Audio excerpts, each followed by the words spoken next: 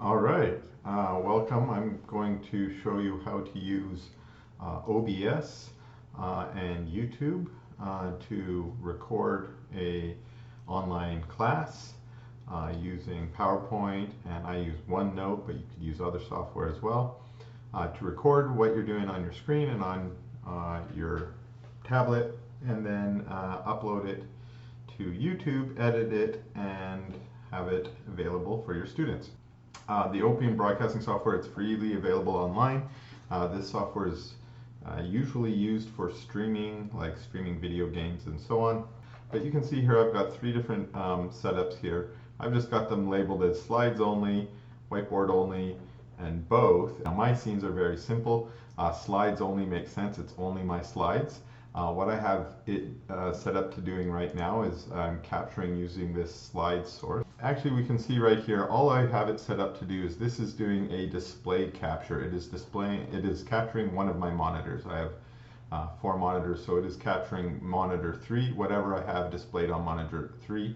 I also use monitor 3 for where I project my presentations when I'm using PowerPoint. So I set that one up. My whiteboard only is slightly different. You can see here I've got a little bit of whiteboard set up.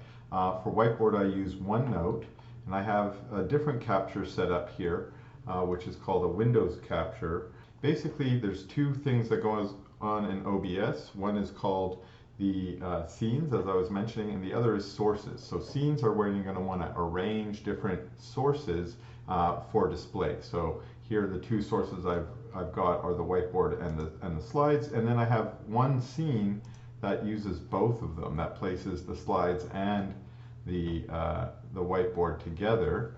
You can see it's using both of the sources down here.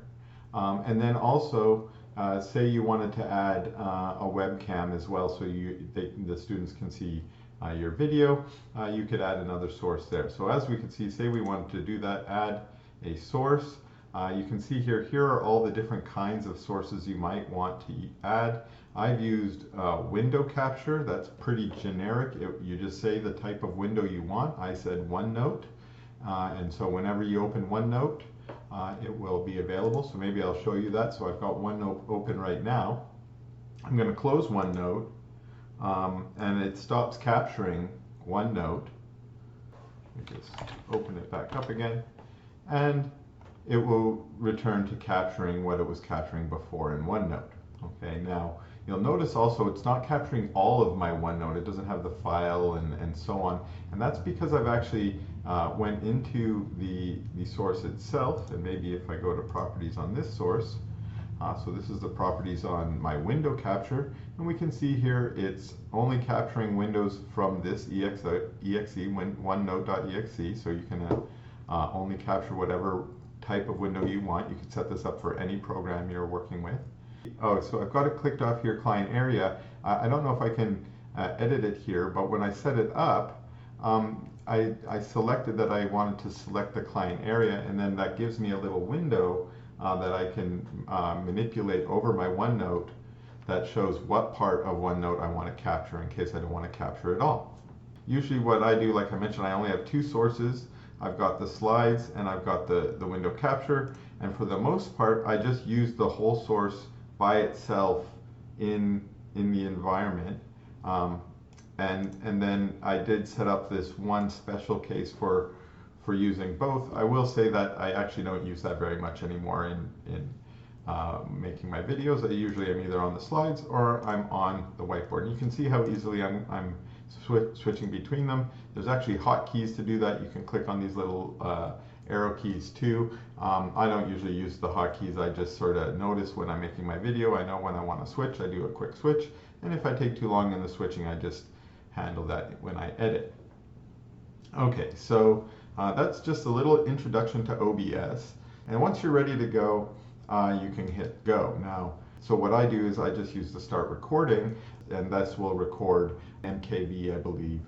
You know, once you record it, it'll be available in your, I believe default is your videos folder. That's where mine goes. So I'm actually going to do that. I'm going to make a video right now. All right, welcome. So, and when you're done, you're done. So here, I think we're done. So thanks a lot for watching, and we'll see you in the next video. Okay, so I just finished my video, but here and there I maybe made an error. Here and there I was erasing and so on. Every once in a while I'll cough or clear my throat. These are things you don't want in your video. So I'm going to want to edit them out. So when I actually upload this video to YouTube, before I make it available to everyone, I'm going to go through the process of editing it. Well, first of all, let's show you how we can upload. If this is your channel, if you're logged in as yourself, it should give you a button here to go to your YouTube studio. I've already got mine open. If you do, you can click your YouTube studio. It normally will go to your dashboard. I don't find there's a lot of information there that's useful for me on my dashboard, so I'm always clicking through to either video, or if I'm interested in seeing what's been going on, my analytics show me who's been watching my video when and which videos they've been watching and so on. But to create the video, I just go to create, okay, go live. I don't go live, so I upload videos. So I'll go here and I'll go to upload video. Now, where is my video? My video is actually in videos, so I'll bring over here. This is my video file. So usually what I do is I'll take that. I made this video. This was video 19 in my series, and it was on the limit test. So usually what I do is I take that, drop it. It was a 321 lecture, so now it's in here. Drop it in here. And that will begin the upload. Now it gives me here, I need to enter in my details. So to get it set up, I've just added in the title that I want. I put the description that I want. I've selected the playlist that I want. I have a different playlist for my different classes. I've got it set to say that it's not for kids. And then I click through. This I don't set up right now. I always have mine set to private so that I can edit them and do anything I want before they become public. And then I'll just click save. So I'm ready now. Once you do this, it's going to take you a while to upload and encode. I think there's a lot of processing going on. I've uploaded a high definition video. When it first encodes it in low def. You want to wait for it to encode in high def. So I just close and let this wait. It sits down at the bottom. It asks you, please don't close your window while it's uploading, of course, and then it's encoding. Now, I would show you what I do next, but it takes about an hour or so for that to get uploaded and encoded. So what I'm actually going to do now is I'm going to go back to one of my other videos. This video has already been uploaded, and then when it's ready to go, when it's not encoding, it'll allow you to click on the editor. So I'll click on the editor. It takes a second to load. If you want to do edits, the first thing you need to do is click trim, which sets you up, and you'll notice it highlights the outside here in blue. And one thing you can do is just say if you wanted to cut off the first 10 minutes, you can just move the little slider to where you want to start and stop. Now you can see this is a 48-minute video, so it's pretty narrow. Well, we can zoom in a little bit if we want, or zoom all the way in. I never actually go this far zoom in, but we can zoom in and we can zoom out. And I usually go around the middle here. And the reason I go here is because what I'm actually looking for is my voice waveform down here. As you can see, when I'm talking, it's usually pretty standard steady. Every once in a while, there is a little gap. What I do when I'm recording is if I make an error and it's something that I want to edit out, then I usually leave, I quiet myself down. So you'll notice here is a section where it is silent. There's no waveform. That's a signal for me that there's probably a chunk here that I want to cut out. Now in that dead space, if we want to do edit it out, we do a split, hit the split, and the split will create another one of these little blue sliders. And you can slide it here, slide it here. I'm not really focused on it too close, but you know, say you need to get in there to make sure you want it, your timing exactly right, you know, right from here to here, and then you can try it again by playing it as just being equal to. Let's see why that is just using, and now I've cut out that little bit of dead space. Now I use this again in two ways, so maybe I'll zoom all the way back out again. It doesn't look like it, but it looks like maybe right here You can see that really long bar here, so let's zoom in.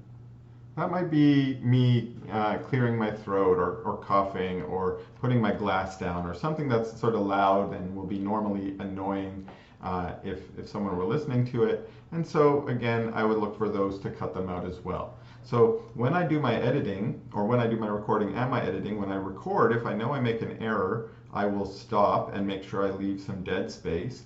And then when I go to editing, I will look for any of these dead spaces and skip ahead and try and edit it. Now, if you really want to, you can fine tune, edit out different segments here and there, but this just makes it easier when you're recording your video that you don't have to have it 100% perfect the first time. You can just say, oops, that was an error. Every once in a while I have an error in my slide, so I'll just pause, edit the slide, start talking about the slide again, and then just cut that whole bunch out of the video.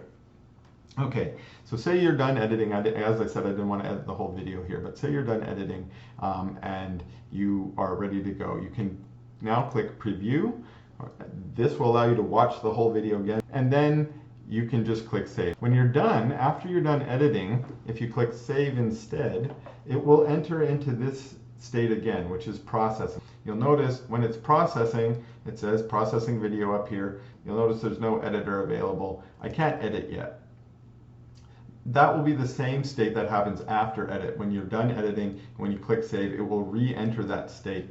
And then usually what I do is I wait until it's done, until you can edit it again, because it's re-encoding again, and then I just set it to public. And you're good to go, and anyone can watch it. Also, if you have any questions, please let me know. I'm happy to answer them. All right, thanks a lot.